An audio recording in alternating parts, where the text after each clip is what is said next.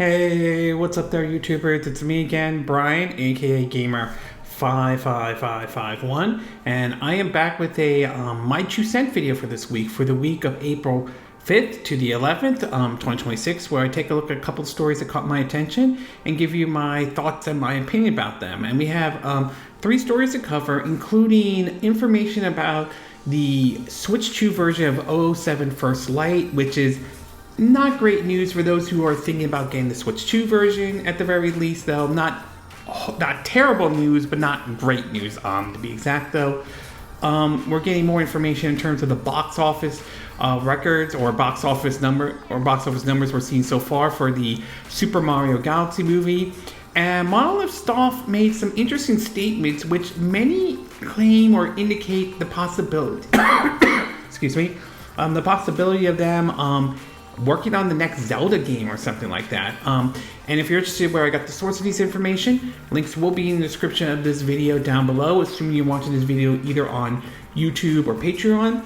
And of course, the timestamps will also be in the description as well if there are certain parts of this video you wish to skip to and all. But before we get started, though, we'll get started with what I like to call the quick my 2 cents, stories that kind of caught my attention, but I'm not going to go into a huge amount of details and all. The first one has to do with Nintendo basically expanding their Nintendo Online service, or Nintendo Switch Online, with 3 new games, both of them, pretty much all three of them part of the NES collection as well. One of them is the NES version of Pac-Man, which, I mean, it's good and everything, but there's like so many versions of Pac-Man out there, to be exact. And I believe there was another one based off, I think the one released only on the Famicom. It may have not seen the light of day here in the US, but in either case, though, I think that's really neat and everything. So nice that they're adding this to the collection and everything. We also learned that several developers who worked on the Resident Evil and even the Witcher games are coming together to work on a new action adventure game for the PS5. No word if this is going to be coming to like other systems or anything like that. I believe you could currently wishlist it on Steam and everything, though. So it's an interesting game that they showed off and everything. Though I think it's called Kashmir: The Last Revenant. If I'm saying the name correctly, I apologize about butchering that name and all. So an interesting type of game, and one I might keep an eye out, to be exact. And I'm curious to see if this will appear on other systems and all. We also have some information in regards of the Switch 2 version of Elden Rings, and this was based off of what was shown on a page on Amazon and all. Supposedly, the game will be around $80 and everything, and it is, at least according to what is shown on the Amazon page, a game keycard and all. Now, I know that game keycards aren't exactly, everyone's happy about this, to be exact, though. I know that some people don't like the idea and everything and rather have the full game in the cartridge and all, and I don't completely disagree with that argument. But assuming what we're hearing is correct about the Switch 2 version of Elden Rings, it does seem to indicate, based on what I read off the Amazon page, that it's at 75 gigabytes and all. Now, I'm not a game developer or anything like that, but assuming that information is correct, if this is the best From Software and Bandai Namco can do in terms of optimizing it and getting the game running on the Switch 2, if the best it could do is get it at 75 gigabytes, then I could see an argument in favor of the game keycard, though, especially since in terms of the actual putting the game in the cartridge, the highest it could go up to is 64 gigabytes, though. Plus, it's worth pointing out that Final Fantasy VII Remake and Integrate was 90 gigabytes, though, and that uses the game keycard. Same with Assassin's Creed Shadow, which was 75 gigabytes, and that also uses a game keycard and all. So, to me, assuming this information is correct, though, I still stand behind my position that game keycards are sort of like a double-edged sword kind of a situation for Switch 2 owners, though. I'm not a fan of the game keycard, but I'm also not outright against them either and all. And last but not least, we do have, supposedly a leaker is claiming that a new Luigi Mansion game is currently in development alongside with a amiibo and all. Now, obviously, we don't know 100% for certain if that is the case and everything. if that is true or not, though. We know assumingly Next Level Games is working on something, to be exact, though. They have worked on Luigi's Mansion 3, and they have done Luigi's Mansion Dark Moon, which was also ported over to the Switch 1 and everything. So, and given the popularity of the Mario Galaxy movie and everything, and the actor who voiced Luigi, though, I think Charlie Dane, if I'm saying his name correctly, expressing interest in doing either a movie based off of Luigi Mansion and all, it's certainly not out of the realm of possibility that Luigi Mansion 4 could be in development, though. Again, we don't have any official confirmation. We don't know if it will have an amiibo or not, though. But then again, Mario Galaxy 1 and 2, that was put over to Switch 1, recently got amiibos for that one. So I'm certainly not rolling this one out entirely. But again, it's coming from leakers, so we'll have to wait and see if this information turns out to be true or not. And in the movie and TV show, part of the Quick and My 2 Cent, we got a new trailer for the upcoming Disney Plus special, The Punisher: One Last Kill. This is definitely one I'm going to be keeping an eye out. Indeed, though, I like how they have some of these MCU characters that are in like the R-rated or TVMA approach and everything, and I'm very curious to see how The Punisher is in this one and all. I still have to get to Daredevil Born Again Season 2 because I'm very curious to see what happened to Frank Castle, especially since he's going to be in Spider-Man Brand New Day. And I'm curious to see the fallout, how he managed to get out of like what happened to him in Season 1. And I'm curious to see where this takes place. where this takes place with Frank Castle, to be exact, though, whether this is before Daredevil Born Again or after. So I'm very curious to see, to be exact, but I'm definitely going to keep an eye out this one, though. We also learned that basically another leaker has claimed that Nintendo is looking to pitch a Luigi's Mansion movie and all. Now, as I mentioned before, the actor who voiced Luigi expressed interest in doing Luigi Mansion movie and all. And as I said before, given the success, the box office of the Mario Galaxy movie, I wouldn't rule out the possibility that a Luigi's Mansion movie could technically happen and everything. The question really is should this happen, to be exact? Should they go down the route of a movie for a Luigi Mansion or some sort of mini-series or something like that? Like maybe put it like on a streaming service like Peacock or Netflix or anything like that and all. So again, nothing official at this time and anything like that, but I wouldn't rule out the possibility that a Luigi's Mansion movie or TV show could actually happen and all. And last but not least, one of the folks who worked on the Zelda series is concerned about the upcoming Zelda movie in terms about Link speaking that could ruin the magic from the movie, to be exact, though. I am kind of mixed on the idea of Link speaking, considering he's not a character that speaks a lot, at least in the video game form. I know some people may remember from the 80s cartoon back in the day when there was either the Super Mario Brothers Super Show or Captain N the Game Master and the infamous "Well, excuse me, princess." So it's cheesy and dumb. Let's just say, to be exact, though. So I mean, it's possible this could work or it could not, to be exact, though. I mean, a lot of people were very mixed on the idea of Chris Pratt voicing Mario, and in the end, it turned out to be not as bad as a lot of people made it sound like it is. So it's possible this could work or it could end up backfiring and all. But since we've yet to see an actual trailer or the synopsis or in terms of the story for this live-action Legend of Zelda movie, it remains to be seen. So I understand this person's concerned about Link speaking in the movie, though, but for now, as I said, I'm going to give Nintendo and Sony the benefit of the doubt for the time being, though. So we'll have to wait. Let's see the trailer first and get a good idea if this is really going to take off or not. Okay, with the Quick My 2 Cent part now done, along with the movie and TV show part of the Quick My 2 Cent, we'll get started with our first story, and this one has to do with Monolith Soft. Now, that name should be recognizable for a lot of Nintendo fans and everything. They're our second-party studio, that got bought by Nintendo. Before, they worked on a lot of mostly the Xenosaga, though.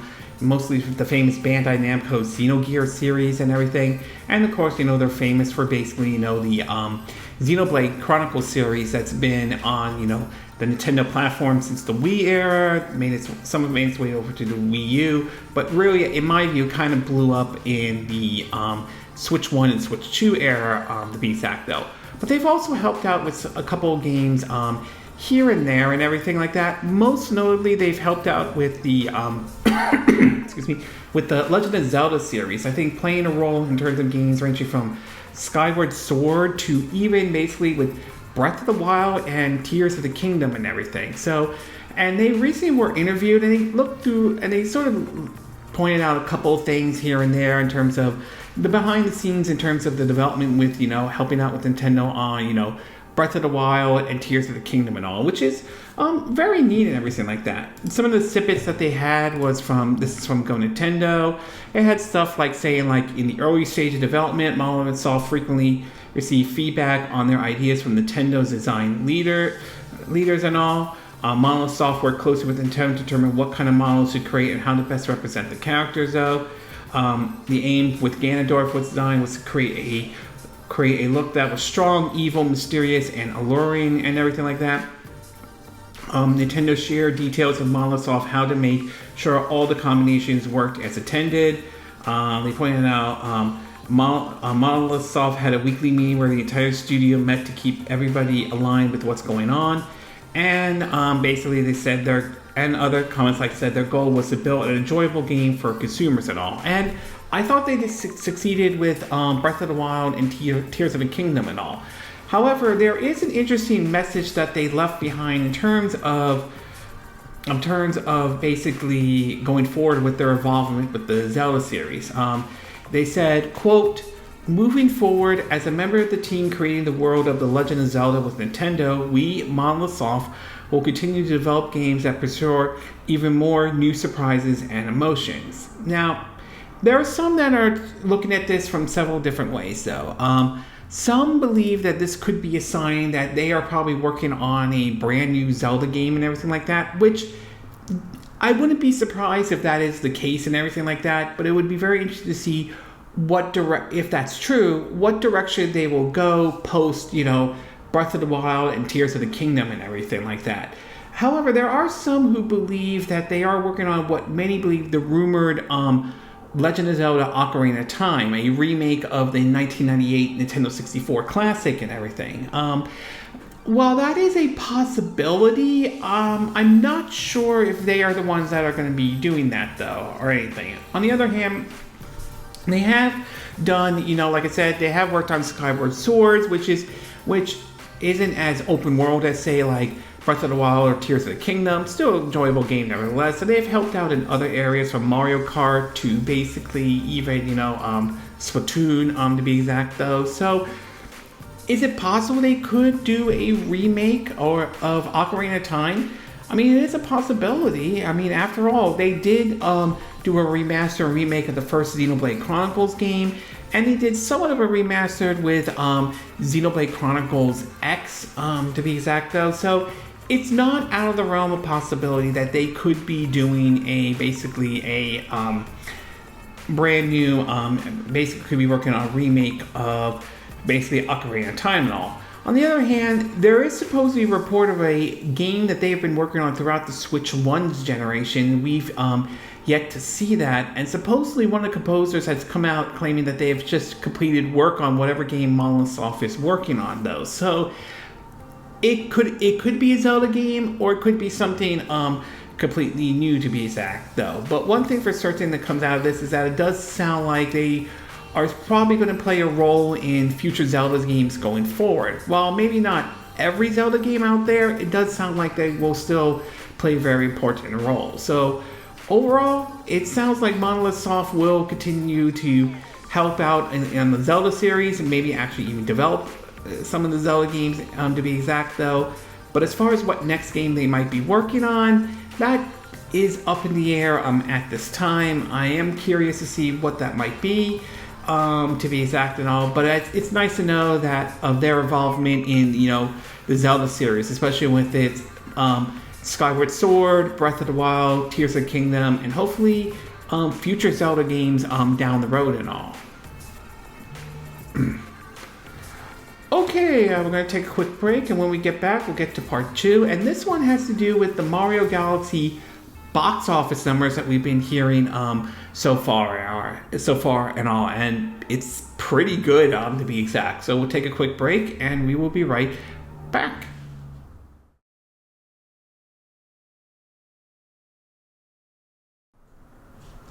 Okay, and we are back with part 2 of my 2 cent video, and for this one, we're going to be taking a look at the Super Mario Galaxy box office numbers that had started to come out and all. Now, when the sequel to the Super Mario Bros. Movie was going to happen and all, I certainly was looking forward to seeing that movie since I did enjoy the first one. Again, it wasn't perfect or anything like that, but it was still a good movie, even though I thought it was an odd choice at the time to go with that one over, let's say, it doing like a Super Mario World movie, considering the fact that the end credit scene from the Super Mario Bros. Movie had the Yoshi egg and everything like that.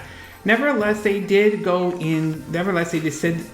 ahead with the Super Mario Galaxy movie, indeed and all.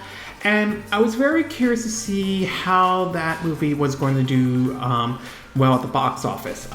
I did a review of the movie though. I enjoyed it and everything like that though. So it was certainly going to be very interesting, especially where the economy is right now, which, let's be honest, not in the best position, to be exact though. Well, despite the critic score and despite basically where the economy is, it seems the movie is doing very well and all.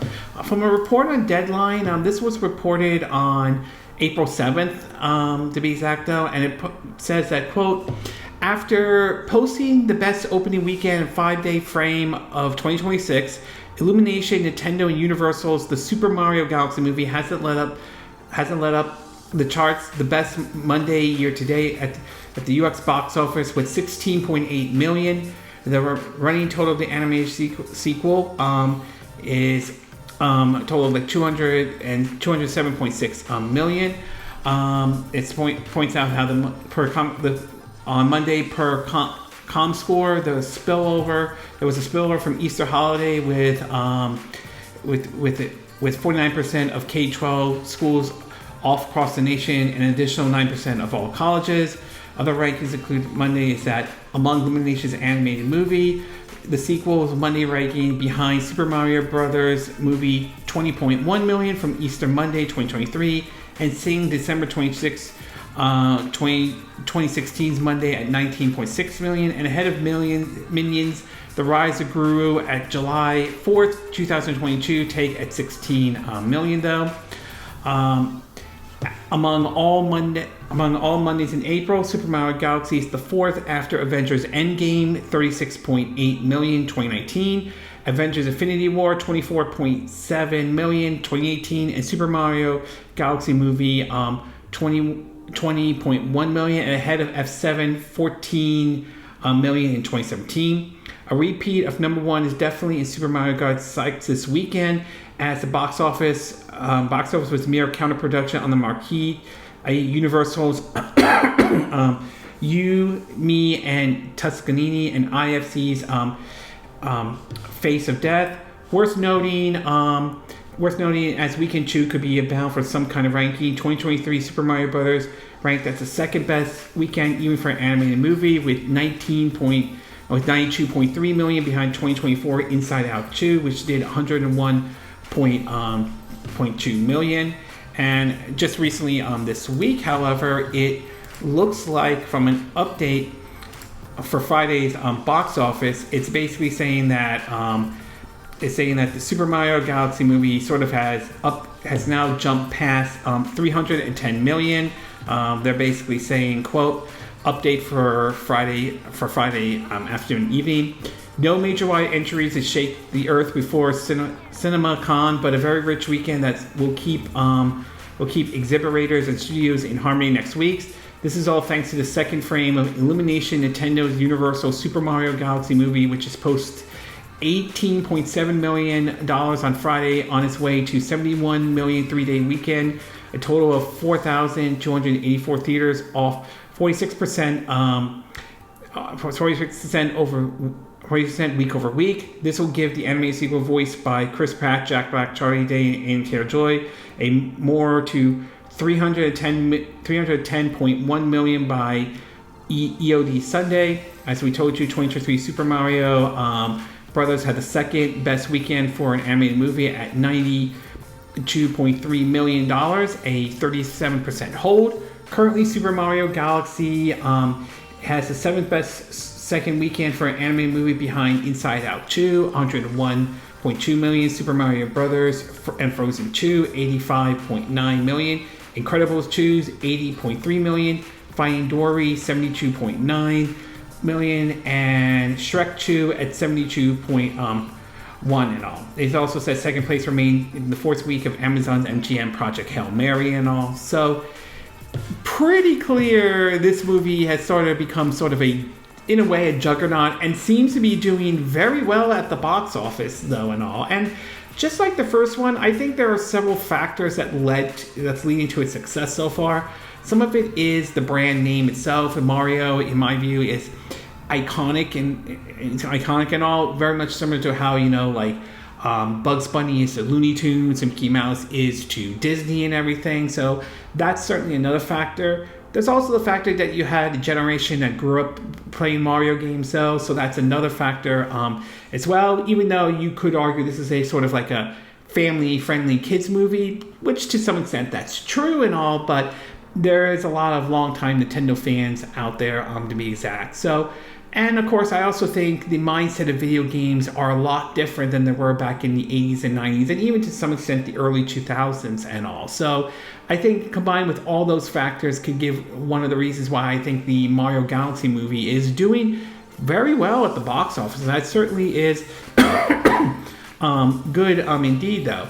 I also think that this also, in my view, opens the door to the possibility of other Nintendo characters maybe getting their own movie. Obviously, there's a very interest in the Star Fox one, considering how well received Fox McCloud was in the Super Mario Galaxy movie, even though I felt his screen time was a bit shorter compared to Donkey Kong in the first movie and everything. So there's that, and basically possibly other Nintendo characters. We know the Zelda one's coming up next year. We'll see how well that live action version does and everything, but it's certainly we are also knowing, you know, there's talks about the possibility of a Luigi's Mansion movie or TV show, to be exact. And of course, there are supposedly reports that a trademark for an untitled Donkey Kong movie could be in the works and everything. So it seems as though that this movie's success is definitely, in my view, really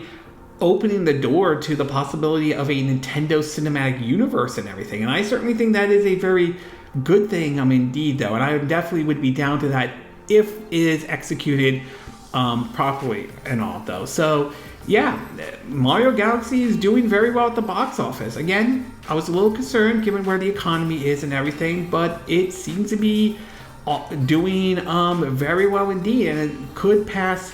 It is possible it could hit the $1 billion mark, much like the first one did and all. And what direction they will go with the third one remains to be seen, but given the fact that we saw Princess Daisy, odds are there's a good chance it could base it off of, you know, the Super Mario Land game that was originally on the Game Boy, so that's a possibility, but time will tell if that is the case. But overall, yeah, box office number wise, Mario Galaxy is doing very well indeed so far and all. And I'm sure that's making Universal, Illumination, and Nintendo happy indeed and all.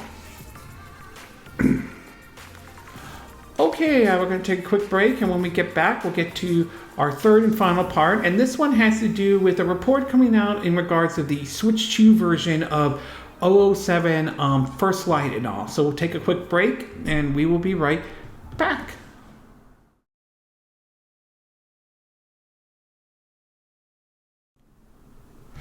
Alright, okay, and we are back with our third and final part of our My 2 Cent video. And for this one, we're going to be taking a look at a situation surrounding the Switch 2 version of 007 First Light. Now, this is basically the latest James Bond game being worked on by IO Interactive, which is known for basically the Hitman series and everything. So, and when they showed some footage of the game and everything, it looked very promising though. The idea of what they were trying to do with 007 and everything like that, to how you want to approach some of the situations. So it certainly looked promising indeed. And it was also very interesting to learn that this game was also be coming to the Nintendo Switch 2 and all. Now, granted, we've yet to see any actual footage of the Switch 2 version, and to me, I would say that is somewhat concerning, to be exact though, okay?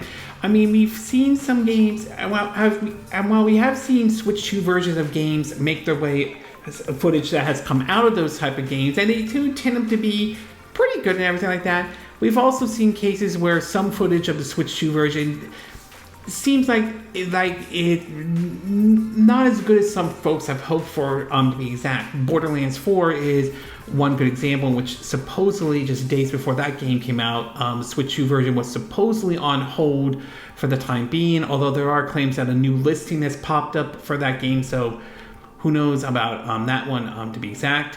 Well, it seems as though that 007 First Light, at least as far as the Switch 2 version, doesn't look like it's going to be released day to date with the other versions, to be exact.